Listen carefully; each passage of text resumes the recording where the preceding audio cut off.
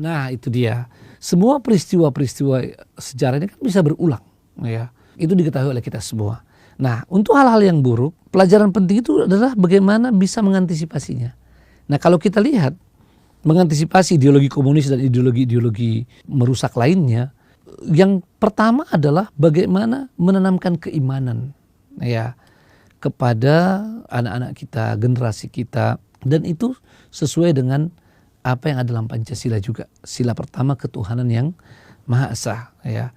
Sebab dengan iman bisa menolak segala ideologi yang destruktif, ideologi yang merusak ya, ideologi yang tidak sesuai dengan kemanusiaan. Yang kedua, nilai-nilai Pancasila ini harus kembali ditanamkan atau dikuatkan pada masyarakat kita ya. Termasuk generasi milenial.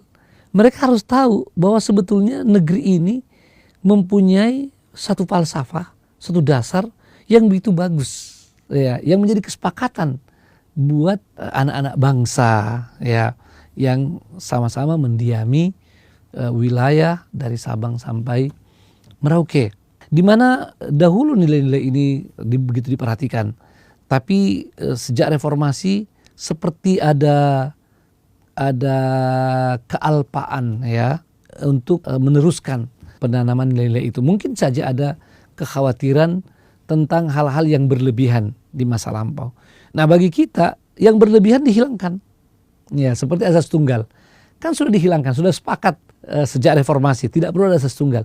Tapi tetap harus kita jaga Pancasila ini sebagai dasar negara kita, sebagai falsafah bangsa kita ya, dan kesepakatan untuk kita hidup berbangsa, bernegara secara damai ya di negeri tercinta ini.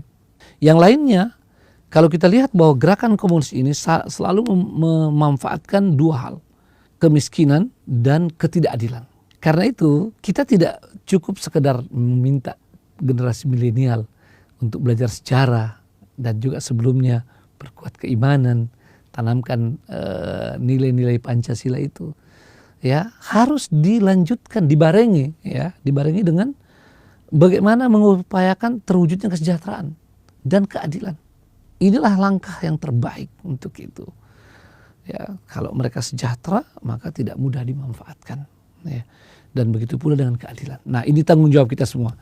Tanggung jawab para ulama, tanggung jawab para pemimpin, para tokoh, dan tentu saja pemerintah atau pemerintahan. Itu eksekutif, legislatif, yudikatif. Kita semua bertanggung jawab.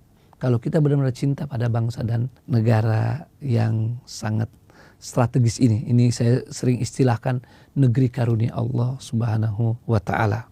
Itu poin penting yang harus kita lakukan agar kemudian kita tidak mengalami peristiwa seperti itu dan peristiwa-peristiwa kelam lainnya.